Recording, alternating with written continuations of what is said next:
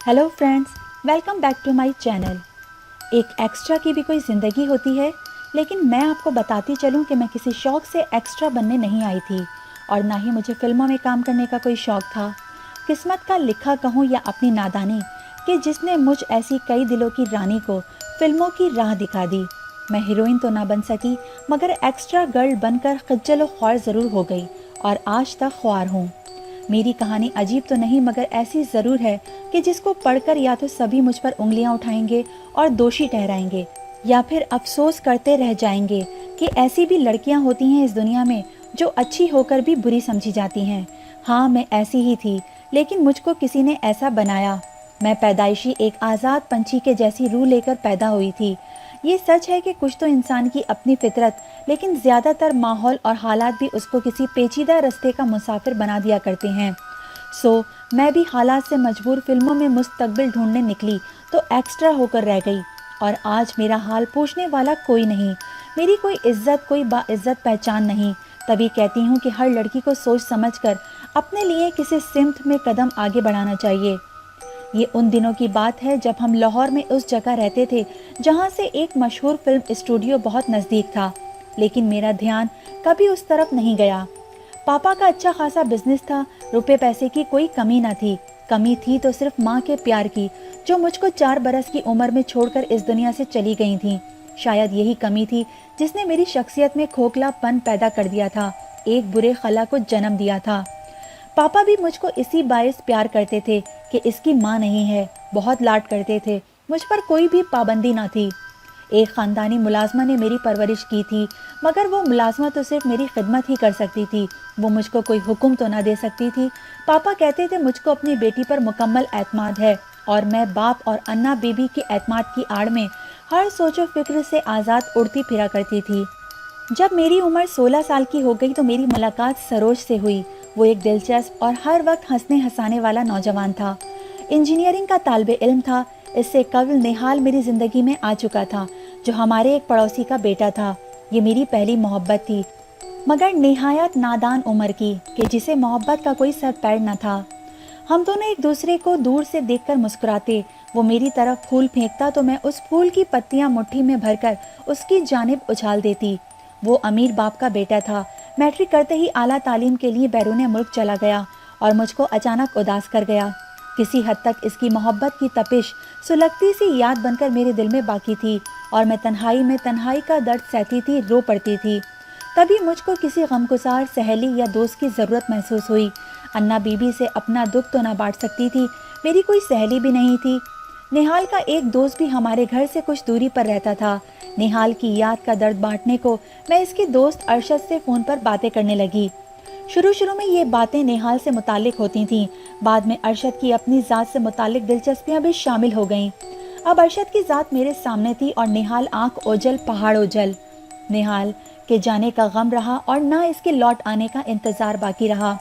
इसकी यादें सिर्फ माजी का हिस्सा बन गईं। जितना अरसा अरशद रहा, इसके साथ वक्त भी अच्छा बीत गया। फिर वो भी बैरूने मुल्क चला गया। इसके वालिद दुबई में काम करते थे। मैं फिर से तन्हा रह गई। इस छोटी सी उम्र में मैंने बहुत कुछ सीख लिया। अब फिर मेरी रूह किसी साथी की तलाश में मुझे बेचैन रखने लगी। मैंने अरशद की एक और दोस्त से राब्ता किया, जिसका नाम आबिद था। इसने मुझे तसल्लियाँ दी। कहने लगा वो दुबई से लंदन चला गया है और अपना पता मुझे देकर गया है। इन दिनों फ़ोन से ज़्यादा खतूत का रिवाज था। आबिद कहता कि मुझको ख़त लिख दिया करो, मैं अरशद को भिजवा दिया करूँगा, और जब इसका जवाब आएगा तुम्हारी अमानत तुमको तक पहुँच जाएगी। मैंने फिर ऐसा ही किया। अरशद के नाम ख़त लिखकर इसको दे देती और वो मुझे लंदन से आए अरशद के जवाब दे देता। दिल को तसल्ली रहती। बार बार इन खतूत को पढ़ती। यूं दरमियान की ये कड़ी आबिद फिर से मेरे लिए अहम बन गया। मुझको कतई किसी बात का एहसास ना था कि ये मैं क्या कर रही हूँ। गर्चा मैं एक आज़ाद पंछी तो न थी कि कभी किसी डाल पर और कभी किसी डाल पर। मैं तो मोहब्बत के इस खेल को दिलचस्प समझकर एक तूफ़ान में बह जाती थी। इन दिनों आबिद की शादी हो गई और इसने मुझसे मिलना जुलना तर्क कर दिया। मैं इस शौक को मनाने में मशगूल थी कि एक दिन पापा ने बताया कि इनके एक करीबी दोस्त का लड़का बाबर मुल्तान से आ रहा है और हमारे यहाँ ही ठहरेगा। हमारा घर काफ़ी बड़ा था, कई कमरे यूं ही खाली पड़े थे। पापा ने बाबर के लिए अपनी कोठी का मेहमान खाना ठीक करा दिया। شروع میں تو میں اس مہمان سے دور ہی رہا کرتی تھی، لیکن وقت کے ساتھ ساتھ اجنبیت کم ہوتی گئی۔ انا بی بی کا انتقال ہو چکا تھا، پاپا نے پھوپھی کو بلوا لیا تھا، وہ اپنے کمرے میں ہوتی تھیں، پاپا کا کاروبار کے سلسلے میں باہر اور نوکر اپنے کاموں میں مگن۔ سناٹے بھرے گھر میں بوریت دور کرنے کو میں مہمان کے کمرے میں پہنچ جاتی، اس سے باتیں کرنے کی کوشش کرتی، مگر وہ کچھ سنجیدہ قسم کا تھا، اس کا دھیان صرف اپنی پڑھائی کی طرف ہوتا۔ تاہم میں نے رفتہ رفتہ اس کو خود کی طرف متوجہ ہونے پر مجبور کر ہی دیا۔ جانے اس میں کیا بات تھی کہ میرے دل میں اس کا جو مقام بنا وہ سب سے منفرد تھا۔ اس کے آنے میں دیر ہو جاتی تو میں خود کو سر تاپا اس کا منتظر پاتی۔ اگر وہ کسی بات پر مجھ سے ناراض ہو جاتا تو بوکھلا جاتی۔ آج تک میں لوگوں پر روب جماتی غصہ کرتی تھی، ناراض ہو جاتی تو لوگ مجھے مناتے تھے، لیکن بابر کو میں مناتی تھی۔ آج جب میں بابر کا موازنہ دوسرے جتنے لڑکے مجھے ملے تھے ان سے کرتی تو وہ سب مجھ کو ہلکی طبیعت کے اور غیر سنجیدہ لگتے تھے۔ وقت گزرنے کے ساتھ ساتھ بابر کی محبت میرے وجود میں دوڑتے ہوئے خون کی طرح گردش کرنے لگی۔ میں نے کبھی اٹھ کر پانی نہ پیا تھا، لیکن بابر کی شرافت نے مجھے اس کی کنیز بنا دیا۔ میں اس کے کمرے کی بکھری کتابوں کو سجاتی، اس کے بستر کی چادر درست کرتی، وہ کالج سے آتا تو خود چائے بنا کر اس کو دیتی۔ وقت گزرتا رہا اور میں بابر کی آرزو میں جینے لگی۔ میری ایک عادت بہت بری تھی، جب بھی میرے کزن گھر آتے میں ان کے ساتھ بے تکلفی سے باتیں کرنے لگتی۔ یہ خیال نہ رہتا کہ بابر کو میری یہ بات بری لگتی ہے، وہ ناراض ہو جاتا، غصہ کرتا۔ میں کہتی کہ بھائی رشتہ دار ہیں، ان سے باتیں کرنے میں کیا حرج ہے۔ وہ سمجھاتا کہ ہر کسی سے بے تکلف ہو جانا اچھا نہیں، اس طرح لڑکوں سے باتیں نہیں کرتے، ان سے فاصلہ رکھا کرو، کسی کو تمہارے بارے میں غلط فہمی ہو سکتی ہے۔ میری سمجھ میں نہ آتا کہ وہ ایسا کیوں کہتا ہے، اور اس کی سمجھ میں نہ آتا کہ میں ایسا کیوں کرتی ہوں۔ میں بھی اس کو سمجھاتی کہ بچپن میں میری ماں مر گئی تو میں ایک نوکرانی کے رحم و کرم پر پلی، کسی نے مجھے کسی بات پر کبھی ٹوکا ہی نہیں، اس لیے اب روک ٹوک مجھے بری لگتی ہے۔ آخر کسی سے بات کر لینے میں کیا عیب ہے، میرا دل تو صاف ہے۔ وہ کہتا نسرین تم ایک لڑکی ہو اور لڑکیوں کا اس طرح بے باک ہو جانا ان کے حق میں بہتر نہیں ہوتا۔ مجھے دیکھو میں تم سے ایک حد میں رہ کر بات کرتا ہوں نا، تو تم بھی ایسا ہی کیا کرو۔ تم تو جب کسی سے باتوں میں محو ہو جاتی ہو تو اپنے سراپے تک سے بے نیاز ہو جاتی ہو، تم کو اس کی بھی خبر نہیں ہوتی کہ تمہارا دوپٹہ کہاں ہے۔ وہ اس طرح سمجھاتا ہی رہتا، یہاں تک کہ میں اس سے کوفت کھانے لگی، کیونکہ میں خود کو بدل نہیں سکتی تھی۔ مجھے لگتا وہ مجھ پر حکومت کرنا چاہتا ہے، ہر وقت اپنا حکم منوانا چاہتا ہے، اور یہی بات مجھ کو کسی کی بھی پسند نہ آتی تھی۔ میں نے اس سے بے توجہی برتنی شروع کر دی تو اس نے بھی مجھ سے بات چیت بند کر دی۔ اب مجھے کسی پل قرار نہ آتا، منانے کی کوشش کی تو بھی نہ من کر دیا۔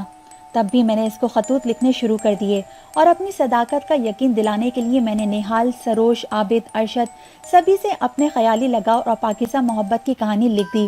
یہ بھی لکھا کہ ماں کے پیار کی کمی تھی تو میں نے یہ روحانی سہارے تلاش کیے، مگر دل میں کھوٹ، برائی یا میل نہ تھا، صرف ان سے باتیں کر کے خوش رہتی تھی۔ شاید یہ میرے اندر کا خلا تھا، حالانکہ ان سے وقتی تعلق رہا، مگر میرے دل کا خلا کبھی نہ بھرا۔ یہ میری زندگی کی سب سے بڑی بھول تھی۔ میں سمجھ رہی تھی کہ میری سچائی اس کے دل پر اثر کرے گی، مگر اس پر کوئی اثر نہ ہوا۔ وہ پھر مجھے نصیحت کرتا کہ ہر لڑکے سے بے تکلف ہو کر بات کرنا معیوب بات ہے۔ اس کی روک ٹوک جب تکلیف دہ حد تک بڑھ گئی تو مجھ کو اس سے الجھن ہونے لگی، اس کی نصیحتوں سے چڑھنے لگی۔ سوچا کہ میں ہرگز بری لڑکی نہیں ہوں، جبکہ بابر بہت شکی قسم کا تنگ ذہن انسان ہے، یہ آدمی کبھی کسی کو خوشی نہیں دے سکتا۔ میں اس کو بھی یہی کہتی کہ تم شکی ہو، میں اتنی بری نہیں ہوں کیونکہ میں نے کوئی برائی نہیں کی، تو پھر کیوں تم مجھ کو اپنا ذہنی غلام بنا کر رکھنا چاہتے ہو؟ میں جانتی تھی کہ بابر مجھے ہمیشہ کے لیے اپنانا چاہتا ہے، تبھی ایسا کرتا ہے، اس کے سوا اس کی اور کوئی نیت نہیں۔ بس وہ ہر لڑکے سے ہی مجھے دور رکھنا دیکھنا چاہتا تھا۔ میں بھی اس کو چاہتی تھی، لیکن اس کے بگڑے رہنے سے پریشان رہنے لگی تھی، کیونکہ آج تک کسی نے نہ تو مجھ کو اس طرح سے ڈانٹا تھا اور نہ ہی غصہ کیا تھا۔ ایک روز جبکہ میں ماموں کے لڑکے سے باتیں کر رہی تھی، اس نے مجھے ان کے سامنے ہی کہہ دیا کہ ڈھیٹ لڑکی، تم باز نہیں آ سکتی تو میں خود تمہاری زندگی سے دفع ہو جاتا ہوں، کیونکہ تم کبھی زندگی میں کسی ایک کی ہو کر نہیں رہ سکتی، تمہاری ذات پر یقین کرنا خود کو برباد کرنا ہے۔ ان جملوں نے تو گویا میرے دل پر انگارے برسا دیے اور میں اس سے دور ہو گئی۔ ایک دن میرا چچا زاد بھائی آیا اور کہا نسرین کیا تم میرے ساتھ گھومنے چلو گی؟ میں بھی بابر سے جلی بیٹھی تھی، میں نے کہا ہاں ضرور ہم چلتے ہیں۔ وہ مجھ کو اپنے گھر لے گیا، میں نے اس کے بھائی بہنوں کے ساتھ اچھا وقت گزارا اور میرا موڈ خوشگوار ہو گیا۔ جب گھر لوٹی تو وہ بہت ہی غصے میں تھا، मुझ को गुस्से से देखा और बोला, तुम तो तमाशा बन गई हो। मैंने इसकी पूरी बात ना सुनी और मुंह फेर कर चली आई कि इससे बातचीत ही बंद कर दी थी। इसके बाद से वो बहुत अफसरदा और खोया खोया सा रहने लगा, लेकिन अब मुझे इसकी परेशानी से खुशी मिलने लगी। इसकी तरफ से मुझ पर बेहिसी छा गई थी। इसको जलाने के लिए मैं और ज़्यादा अपने कज़न से हंस हंस कर बात करती। वो मेरे इस बर्ताव को कतई पसंद ना करता और मैं इससे दूर इस मुकाम पर पहुंच गई कि जहां से मुझे वो एक हकीर सा इंसान नज़र आता था। अब मैंने इसके साथ कोई नाता ना रखा और कोसों दूर होती गई। बाबर तिलमिलाया सा रहता। आखिर एक रोज़ मुझे बुलाया और कहा, मैं तुमसे वाकई मोहब्बत करने लगा था, लेकिन तुमने मेरी मोहब्बत की तौहीन की है।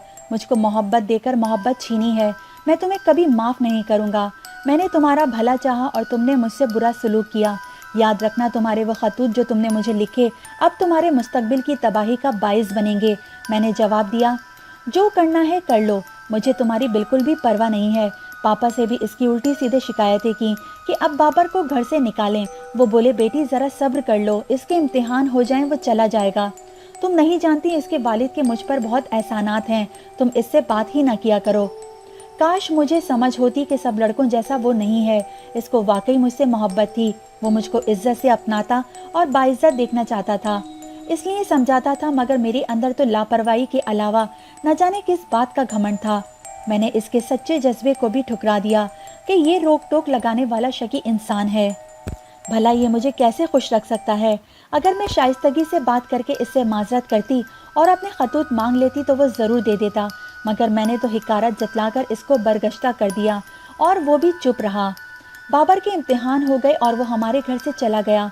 मैंने इसको कहा कि शुक्र है कि तुम दफ़ा हो रहे हो, रोकने टोकने वाली मुसीबत मेरे सर से टल गई। 1 साल बाद पापा ने अपने एक दोस्त के लड़के से मेरी शादी करवा दी। इन्होंने मेरी शादी में बाबर और इनके वालिदैन को भी मदऊ किया। इसके वालिदैन आए, मगर वो ना आया। मैंने इसको फ़ोन करके कहा, सामना करने की हिम्मत नहीं है क्या? जल गए हो मेरी खुशी से या हौसला नहीं है? ये ताबूत में आखिरी कील थी जो मैंने अपनी बेवकूफ़ी से ठोंक दी। फिर तो इसने भी वो कर दिखाया जो शायद ना करता अगर मैं इसको ऐसा कुछ ना कहती। उसी शाम वो हमारे घर आया। ये मेरी शादी का तीसरा दिन था और मैं चौथी की रस्म की खातिर मैके में आई हुई थी। वो मेरे शौहर को बाहर ले गया और बाहर ही मिलकर चला गया, मगर जब मेरा दुल्हा आया तो वो यकसर बदला हुआ था। इसने आते ही कहा, दुल्हन बेगम ज़रा बताना तो ये सरोज, निहाल, अरशद और आबिद कौन हैं? और बाबर तुम्हारा क्या लगता था? तुम आज तक कितने लड़कों से मोहब्बत कर चुकी हो, चाहे पाक मोहब्बत सही, मगर इस बात का कौन गवाह है और कौन यकीन करेगा? मुझे तो जैसे सांप सूंघ गया। मैं भला इस सवाल का क्या जवाब देती? मेरे पास कहने को था ही क्या, बस इस कदर बोली, तो आखिर बाबर ने तुमको ख़त दिखा ही दिए। हालांकि मैं उसको ऐसा ना समझती थी। इस पर फ़हीम को और भी गुस्सा आया। उसने कहा, हाँ, और ये रही तुम्हारे कारनामों की दस्तावेज़। ये कहकर खतूत मेरे मुंह पर मार दिए। इसके बाद वो लाहौर से सियालकोट चला गया और मेरी ज़िंदगी वीरान हो गई। पापा ने बहुत कोशिश की मगर बात ना बन सकी और फ़हीम मुझको कबूल करने पर राज़ी ना हुआ। बात तलाक पर ख़त्म हो गई। जब तक पापा ज़िंदा रहे मुझे साहिबान मयस्सर रहा। इनकी वफ़ात के बाद सब कुछ फना हो गया। एक दिन ऐसा आया कि मैं एक पड़ोसन लड़की के भाई के कहने पर फिल्म स्टूडियो चली गई, क्योंकि मुझे अब ज़िंदगी की गाड़ी खुद खींचनी थी। मैंने सिर्फ मैट्रिक तक पढ़ा और तालीम भी छोड़ दी थी। कोई काम भी ना आता था कि अच्छी नौकरी मिलती। एक सूरत के सिवा मेरे पास था ही क्या। फिल्मी दुनिया भी अजीब जगह है। सबने दिलासा दिया मगर हीरोइन ना बनाया। एक्स्ट्रा के रोल ही मिलते थे। वो कहते कि पहले एक्स्ट्रा रोल कर लो, फिर फिल्म में किसी अच्छे रोल का चांस भी मिल जाएगा। लेकिन मेरी किस्मत ऐसी थी कि मैं एक्स्ट्रा ही रह गई। कभी कोई अच्छा और काबिल जिक्र रोल ना मिला और मैं इसी आस में जीती मरती जीवन की नाव खींचती रही। आखिर जीने के लिए कुछ ना कुछ रकम भी कमाना थी। शायद मुझको अदाकारी ना आती थी। यूं ही वक्त गुजरता रहा और मैं उम्र की उस मंजिल तक पहुंच गई कि एक्स्ट्रा के रोल मिलने भी बंद हो गए। इसके बाद मैं ना इधर की रही और ना उधर की। अब आप सोच सकते हैं कि इसके बाद मैंने कैसी ज़िंदगी गुजारी होगी। सोचती हूँ अगर मैं इस वक्त बाबर का कहना मान लेती तो आज ज़िंदगी के जंगल में बेपनाह ना होती, मगर सिर्फ एक बातें करने के चस्के ने मेरी ज़िंदगी ख़राब करके रख दी। लड़की चाहे कितनी खूबसूरत हो, अगर इसके पास अक्ल व दानिश की कमी हो तो वो कामयाब नहीं हो सकती। और खूबसूरती का सूरज तो एक दिन ढल जाता है, तब वो लावारिस हो जाती है और कहीं की नहीं रहती। امید کرتی ہوں آپ کو یہ اسٹوری بھی پسند آئی ہوگی۔ اگر اور اچھی اسٹوری سننا چاہتے ہیں تو جلدی سے میرے چینل کو سبسکرائب کر دیں، اور اسٹوری پسند آئی ہے تو اسے لائک کرنا نہیں بھولیے گا۔ Thank you.